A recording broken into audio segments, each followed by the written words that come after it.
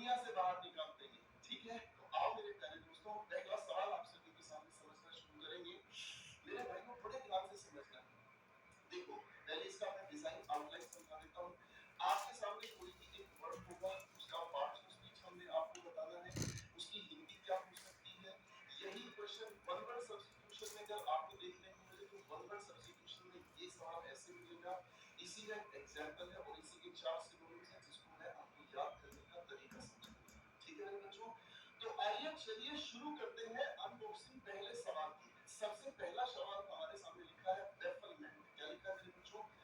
Bafflement. Bafflement शब्द को अगर हम दो हिस्सों में तोड़ दें तो ये शब्द बना है किससे?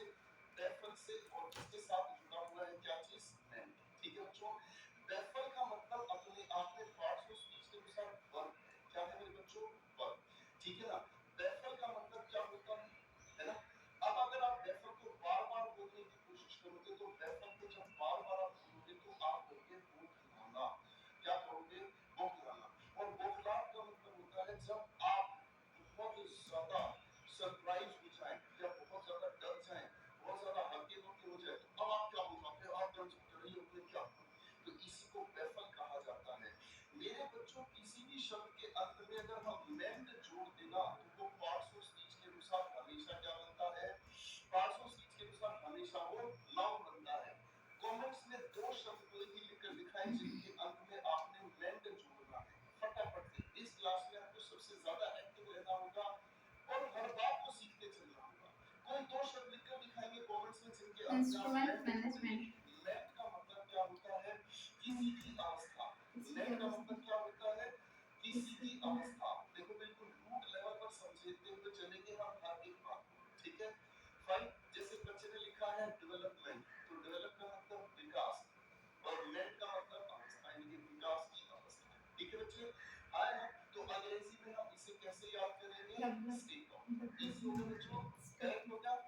आओ मेरे बच्चों, तो डेवलपमेंट का मतलब क्या हो गया? एक नाउन हो गया। नाउन पहचानना हमने सीख लिया। तो जो बच्चे सीरियस एनडीए की तैयारी कर रहे हैं उनके पेपर में पार्ट्स ऑफ स्पीच पहचान पूछे जाते हैं तो 30 से उम्मीद है कि वो ये गलती कर नहीं पाएंगे। मतलब हुआ उलझन, कुछ ना समझ पाने की स्थिति। अरे जब तुम बौखला जाओगे तो कुछ समझ ही नहीं पाओगे भाई। अब मेरे बच्चों, यही सवाल वन वर्ड सब्स्टिट्यूशन में कैसे पूछा जाएगा? एक ऐसी अवस्था, कैसी अवस्था जिसमें आप पूरी तरह से, कंप्लीटली का मतलब क्या हो गया? पूरी तरह से। ठीक है बेटा, पूरी तरह से क्या हो गए? अनेबल। अनेबल का मतलब क्या हो गया? अयोग्य हो गए। क्या हो गया बेटा? अयोग्य टू अंडरस्टैंड और एक्सप्लेन। किसी भी चीज को एक्सप्लेन करने के लिए आप पूरी तरह से अयोग्य हो गए। अब इसका उदाहरण समझते हैं। ठीक है ना, लिखा है बी एक्सप्रेस, हम व्यक्त करते हैं क्या? अपनी बौखलाहट या उलझन विद रेस्ड आईब्रोज। रेस का मतलब क्या हुआ? रेस का मतलब क्या हुआ? जब हम उठा लेते हैं किसको? आईब्रोज को, लाइक दिस। ये क्या है? चश्मा लगा के। ये क्या है? यही है उलझन, बौखलाहट। जब कुछ नहीं कर सकते, हमारा दिमाग हमारा काम करना बंद कर दे। अब मेरे बच्चों इसकी सिनोनिम से मिलते हैं। देखो, सबसे पहले शब्द लिखा है कंफ्यूजन। सवाल को ध्यान से समझना। जिन शब्दों के अंत में आई ओ एन आई ओ एन आई ओ एन जुड़ा हुआ मिले वो भी अपने आप में क्या होते हैं? नाउन होते हैं। क्या होते हैं बाबू? नाउन होते हैं। ठीक है, ये भी अपने आप में क्या कहे? ये भी अपने आप में नाउन ही कहे। अब इस आयन का मतलब भी क्या होता है? किसी की अवस्था। क्या होता है? किसी की अवस्था। दो शब्द बना के दिखाएंगे, कमेंट्स में लिखकर दिखाएंगे जिनके अंत में आई ओ एन जुड़ जाए। साथ साथ लिखने की कोशिश करें, साथ साथ लिखने की कोशिश करें, फटाफट से। अब मेरे बच्चों ध्यान से समझेंगे। मेंट का मैं बता ही चुका हूं, नाउन हुआ। कंफ्यूजन शब्द कैसे बना है? देखो बच्चों, किसी भी शब्द के अंदर सी ओ एन अगर आपको लिखा हुआ मिलता है तो इसका मतलब हो गया टुगेदर या फिर विद। क्या मतलब हो गया इसका? टुगेदर या फिर विद। इसका मतलब किसी का साथ। अब फ्यूज का मतलब क्या होता है? फ्यूज का मतलब होता है मिक्स हो जाना। यानी कि जब आप किसी बात को लेकर पूरी तरह से क्या हो गए? मिक्स हो गए। आपके विचार मिक्स हो गए, है ना। क्या करूं क्या ना करूं, मतलब करना है कोई काम या नहीं करना, इस मामले में आप क्या हो गए? मिक्स हो गए। तो क्या हो गए? उलझन हो गई, समझ नहीं पाए। ठीक है बेटा, याद रह गया। अगले शब्द पे बेटा लिखा है मिस्टिफिकेशन। ये शब्द जो बना है ना, बड़े ध्यान से समझना। देखो, अब यहाँ लिखा है हमारे सामने मिस्ट। क्या लिखा है? मिस्ट। अब इस मिस्ट की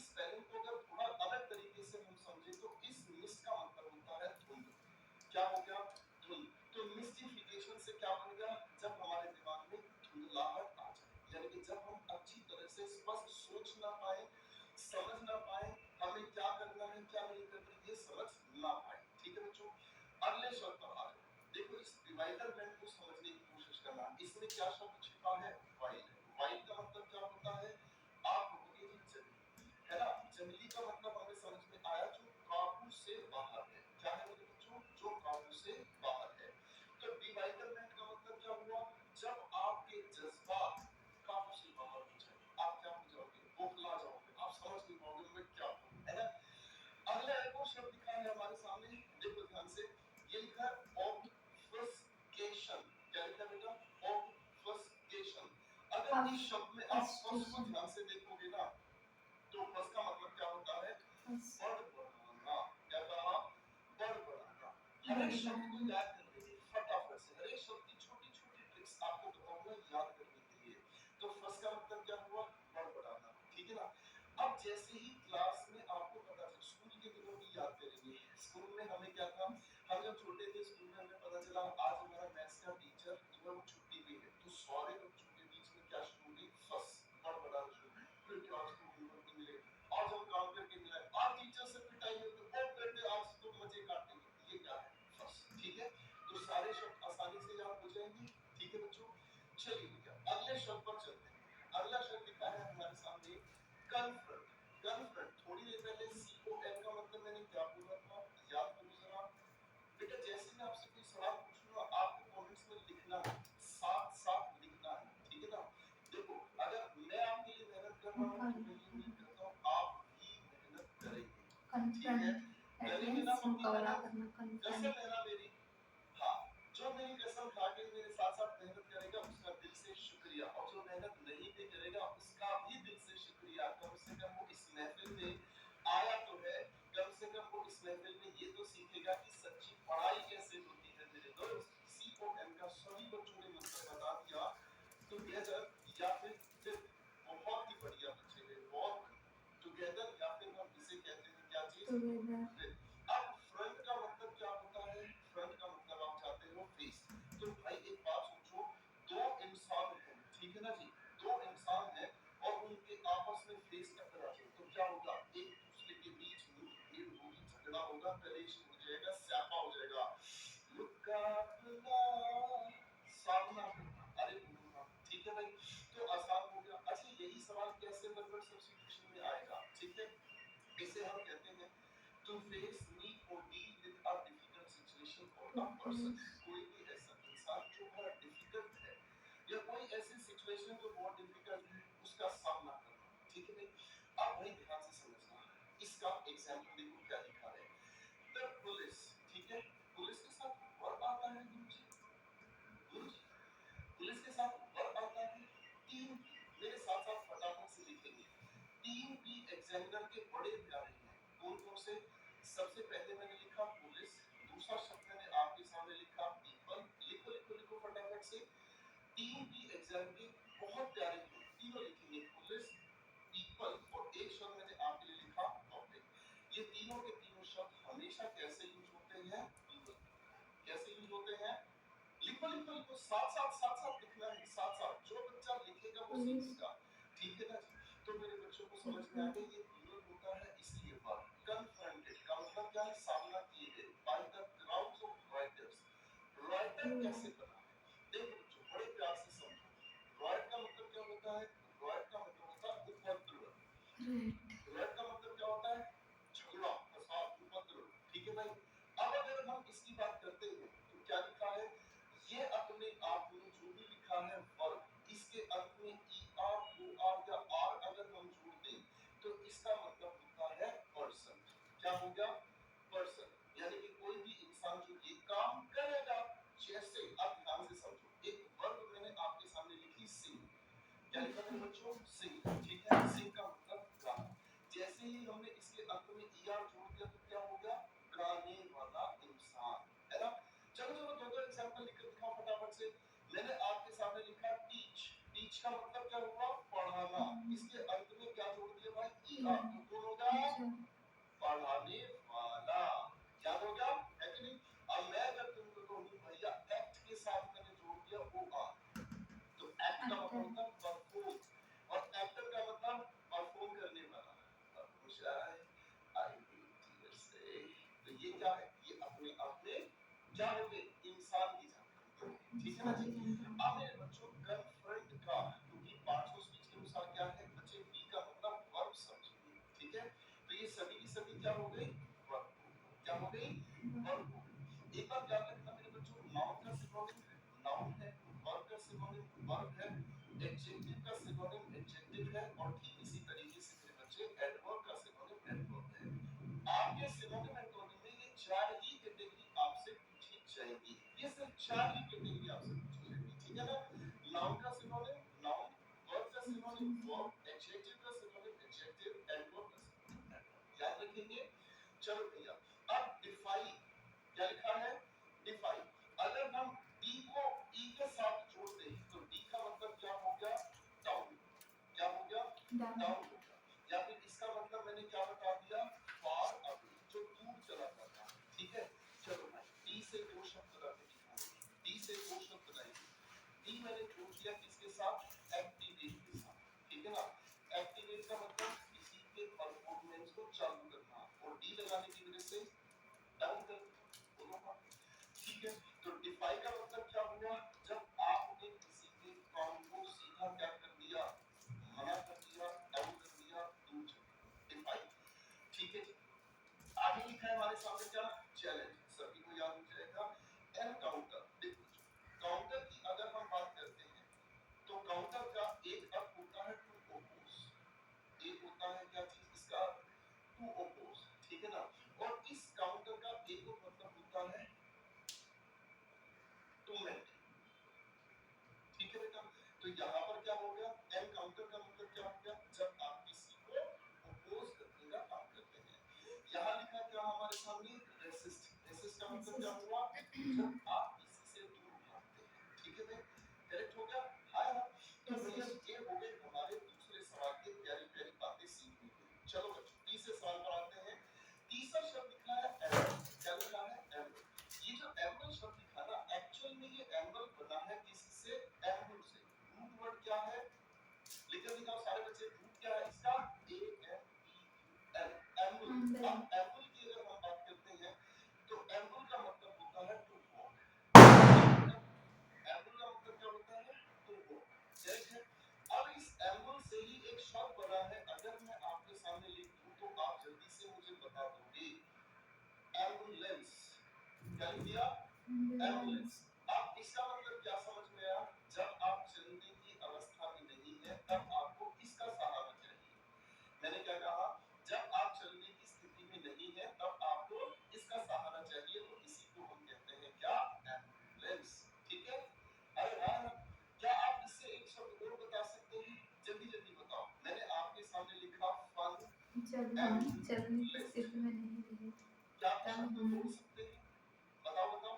क्या आप शब्द, इस क्लास में आपको लेवल पर वोकैबुलरी ही समझाऊंगा, क्योंकि जब आपने शब्द बनाने सीख लिए तो आप हर एक शब्द को आसानी से एक्सप्लेन कर सकते हैं।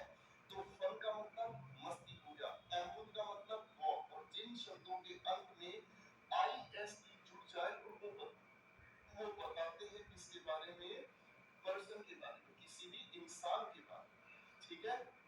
याद हो गया, देखा कैसा लगा मेरा जादू, हर चीज अच्छे से याद हो जाएगी, आप अगर प्यार से सीखोगे हर चीज याद हो जाएगी, ठीक है, करेक्ट हो गया।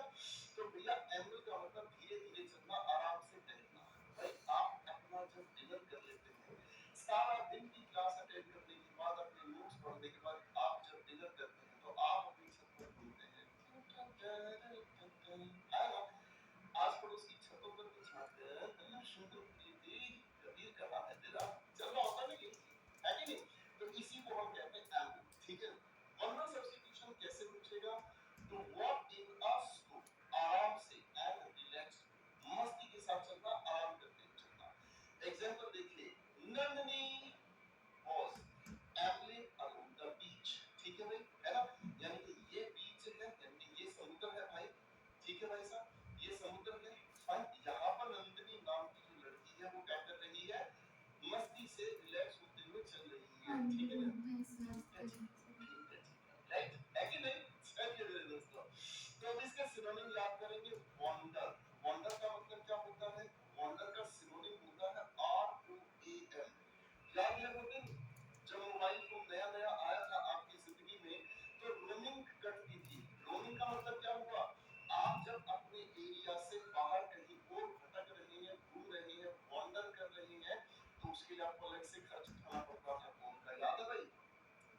सिनोनिम देखिए, स्ट्रोक, ठीक है भाई, है ना। अब देखो स्ट्रोक को मैं याद कराऊंगा तो देखो बुरा मत मानना। एस ई आर का मतलब क्या हो गया, स्त्री। और को अगर मैं बोलने की कोशिश करूं तो और। देखो बुरा मत मानना, पर याद करने के लिए बहुत अच्छा मजाक हो गया। मैंने पता है ये क्या लिखा हुआ है, स्ट्रोक, यानी कि स्त्री के पीछे सारे के सारे क्या करने लग जाते हैं। सही कह रहे हो ना, अरे सही कह रहे हो ना भाई, है कि नहीं भैया, ये तो शिकारी लोग हैं। टॉटल है ना, लड़खड़ाते हुए चलना, रैम्बल मस्ती काटते हुए चलना, ठीक है, याद रहेगा। चलिए दोस्तों अगले शब्द की तरफ बढ़ते हैं। अगला शब्द है हमारे सामने बेनिवोलेंस। बहुत ही प्यारा शब्द है, याद करने का तरीका पकड़ते हैं। सबसे पहले इस बेनी को अगर हम समझते हैं तो बेनी का मतलब हमें समझ में आ गया, गुड, यानी कि अच्छा। चलो चलो चलो सारे छोटे छोटे भाई फटाफट से बेनी के दो शब्द मुझे बनाकर दिखाएंगे। बेनी के दो शब्द मुझे कमेंट्स में बनाकर दिखाएंगे। चलिए चलिए फटाफट से बनाकर दिखाएंगे। Very good very good very good, बनाओ बनाओ बनाओ, शाबाश। जिन शब्दों में वी ओ एल हमें देखने को मिलता है उसका मतलब होता है क्या चीज, विश या डिजायर। क्या होता है, विश या डिजायर, यानी कि इच्छा। क्या कहा, इसे हम क्या कहते हैं, इच्छा। चलो वी ओ एल से कोई एक शब्द बनाकर मुझे बता दो। वी ओ एल से कोई एक शब्द मुझे बनाकर दिखाओ। देखिए भाई कौन कौन हमारा बच्चा है जो हमारे साथ दिल से जुड़ा है, और कौन कौन ऐसा बच्चा है जो सिर्फ टाइम पास करने के लिए आया, सोचा कि अरे गुरुजी अपने आप नहीं करेंगे, हम कोई मेहनत नहीं करने वाले। गुरुजी तो मेहनत कर रहे हैं बेटे। वी ओ एल से एक शब्द, एक, ठीक है। अरे भाई वॉल्यूम सबने बना दिया, वॉलंटियर, यही शब्द तो मैं सुनना चाह रहा था, यही शब्द तो मैं सुनना चाह रहा था। वॉलंटियर आप इसे कहते हैं, वो इंसान जो अपनी इच्छा से कोई काम करने के लिए खुद ब खुद आगे आ जाता है ना, उसे हम कहते हैं वॉलंटियर। अभी भगवान श्री राम का प्राण प्रतिष्ठा हुआ है कि नहीं अयोध्या में, तो वर्ष के जितने भी युवा थे, आप में से भी बहुत सारे बच्चे होंगे, वो सारे के सारे जो लोग हैं अपनी इच्छा से भगवान श्री राम के इस जन्म महोत्सव को या फिर प्राण प्रतिष्ठा महोत्सव को सेलिब्रेट करने के लिए अपनी इच्छा से आए। करेक्ट हो गया। चलिए मेरे बच्चों, तो अब आती है इसका मतलब क्या हुआ, इसी के लिए अच्छी भावना रखना, उदारता, भलाई, परोपकारिता। वन वर्ड सब्स्टिट्यूशन कैसे आएगा, the quality of being kind and help, जब किसी के लिए दयावान, मदद।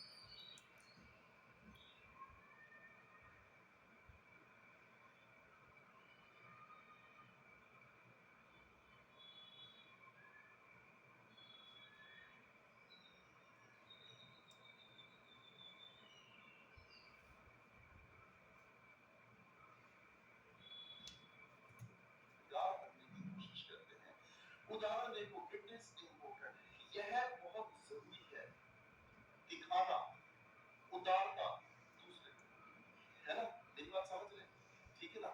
वो कहते हैं ना, मेरी जुबान पर तुम्हें कड़वाहट मिलेगी, मेरी जुबान पर तुम्हें कड़वाहट मिलेगी, पर मेरे किरदार में मिलावट नहीं है मेरे दोस्त। सच्चा इंसान वही है जो जुबान से भले ही कड़वा बोले लेकिन उसके किरदार में कोई मिलावट नहीं है, वो जैसा है वो परख लो, वो हमेशा 24 कैरेट सोना ही मिलेगा। ठीक है दोस्तों, तो ये हो गया हमारे सामने, ये अच्छा है, हम दूसरों के लिए हमेशा उदारता रखेंगे। आगे बढ़ते हैं बेटा, सिनोनिम, सी ओ एम। अभी थोड़ी देर पहले मैंने सी ओ एम बताया था, इसको ही एम भी कर दो तब भी इसका अर्थ क्या निकल जाएगा, आपको टुगेदर, ठीक है ना। पैशन का मतलब क्या होता है, पैशन का मतलब होता है भाई साहब डिजायर। अब कोई इच्छा जो सभी को साथ लेकर चले, तो आप बोले जी सबका भला।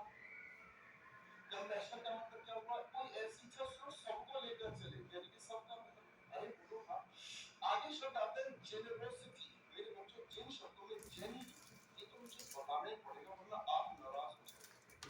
जेनी का मतलब होता है प्रोड्यूस, या फिर इसका अर्थ होता है वर्क। जेनी से कोई भी तीन शब्द बना दो भाई, ठीक है ना जी।